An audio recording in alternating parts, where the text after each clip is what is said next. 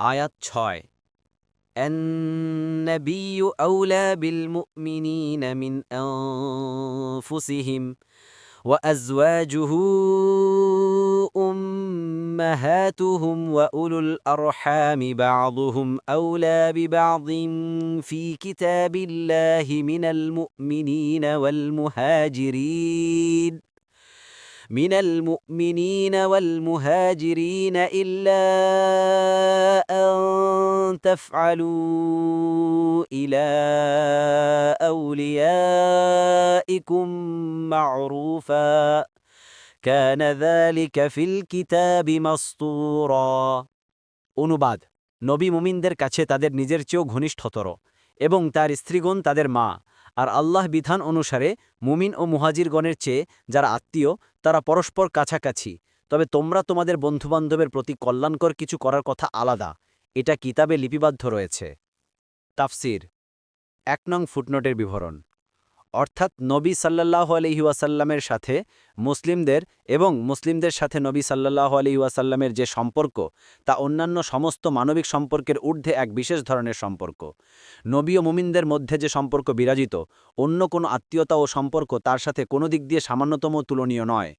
নবী সাল্লাল্লাহু আলাইহি ওয়াসাল্লাম মুসলিমদের জন্য তাদের বাপ-মায়ের চাইতেও বেশি স্নেহশীল ও দয়ার্দ্র হৃদয় এবং তাদের নিজেদের চাইতেও কল্যাণকামী তাদের বাপ-মা স্ত্রী ও ছেলেমেয়েরা তাদের ক্ষতি করতে পারে তাদের সাথে স্বার্থপরের মতো ব্যবহার করতে পারে তাদেরকে জাহান্নামে ঠেলে দিতে পারে কিন্তু নবী সাল্লাল্লাহু আলাইহি ওয়াসাল্লাম তাদের পক্ষে কেবলমাত্র এমন কাজই করতে পারেন যাতে তাদের সত্যিকার সাফল্য অর্জিত হয়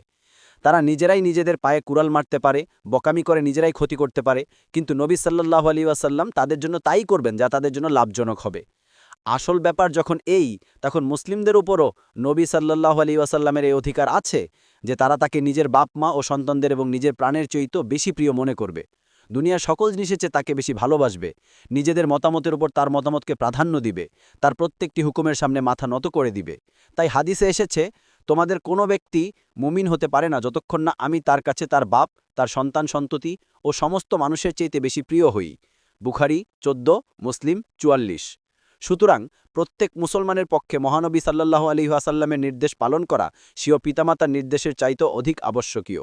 যদি পিতামাতার হুকুম নবী সাল্লাল্লাহু আলাইহি ওয়াসাল্লামের হুকুমের পরিপন্থী হয় তবে তা পালন করা জায়েজ নয় এমনকি রাসূলুল্লাহ সাল্লাল্লাহু আলাইহি ওয়াসাল্লামের নির্দেশকে নিজের সকল আশা আকাঙ্ক্ষার চাইতে অগ্রাধিকার দিতে হবে হাদিসে এসেছে রাসূল সাল্লাল্লাহু আলাইহি ওয়াসাল্লাম বলেছেন এমন কোনো মুমিনই নেই যার পক্ষে আমি সাল্লাল্লাহু আলাইহি ওয়াসাল্লাম দুনিয়া ও আখিরাতে সমস্ত মানবকুলের চাইতে অধিক হিতাকাঙ্ক্ষী ও আকঞ্জন যদি তোমাদের মন চায় তবে এর সমর্থন ও সত্যতা প্রমাণের জন্য কোরআনের আয়াত পাঠ করতে পারো বুখারী ২৩৯৯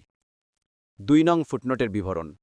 রাসূলের পুণ্যবতী স্ত্রীগণকে সকল মুসলিমের মা বলে আখ্যায়িত করার অর্থ সম্মান ও শ্রদ্ধার ক্ষেত্রে মায়ের পর্যায়ভুক্ত হওয়া মা ছেলের সম্পর্ক সংশ্লিষ্ট বিভিন্ন আহকাম যেমন পরস্পর বিয়ে-শাদী হারাম হওয়া মুহরিম হওয়ার পরিপ্রেক্ষিতে পরস্পর পর্দা না করা এবং মিরাসে অংশীদারিত্ব প্রভৃতি এক্ষেত্রে প্রযোজ্য নয়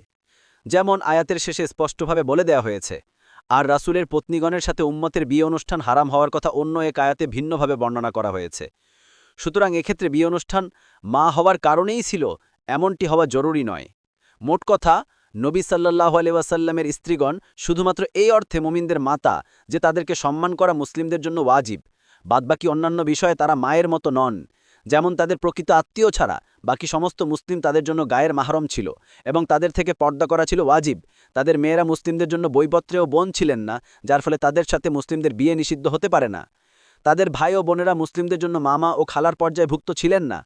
কোনো ব্যক্তি নিজের মায়ের তরফ থেকে যে মিরাস লাভ করে তাদের তরফ থেকে কোনো অনাত্মীয় মুসলিম সে ধরনের কোনো মিরাস লাভ করে না দেখুন ফাথুল কাদির মুয়াসসার বাগাওয়ি ৩ নং ফুটনোটের বিবরণ এই আয়াতের মাধ্যমে একটি ঐতিহাসিক চুক্তির বিধান পরিবর্তন করা হয়েছে হিজরতের পরপরই রাসূলুল্লাহ সাল্লাল্লাহু আলাইহি ওয়াসাল্লাম মুমিন মুহাজির ও আনসারদের মধ্যে ভ্রাতৃত্ব প্রচার করেছিলেন যার কারণে তাদের একজন অপরজনের ওয়ারিশ হতো এটা ছিল ঐতিহাসিক প্রয়োজনে তারপর যখন প্রত্যেকের অলস্থারী পরিবর্তন হলো তখন এই নীতির কার্যকারিতা রহিত করে জাউইল আরহামদেরকে তাদের স্থলাভিষিক্ত করা হলো তাবারি ইবনু কাসির ফাথুল কাদির কুরতুবি মুয়াসসার ৪ নং ফুটনোটের বিবরণ এই আয়াতে বলা হয়েছে কোনো ব্যক্তি চাইলে হাদিয়া তোহফা উপঢৌকন বা ওসিয়তের মাধ্যমে নিজের কোনো দ্বীনী ভাইকে সাহায্য করতে পারে ফাথুল কাদির পরবর্তী তাফসিরে যেতে ভিডিওটি শেষ হওয়ার পূর্বেই এই বক্সে ক্লিক করুন। ভয়েস বা উচ্চারণে অনিচ্ছাকৃত ত্রুটি ক্ষমাসুন্দর দৃষ্টিতে দেখবেন ইনশাআল্লাহ।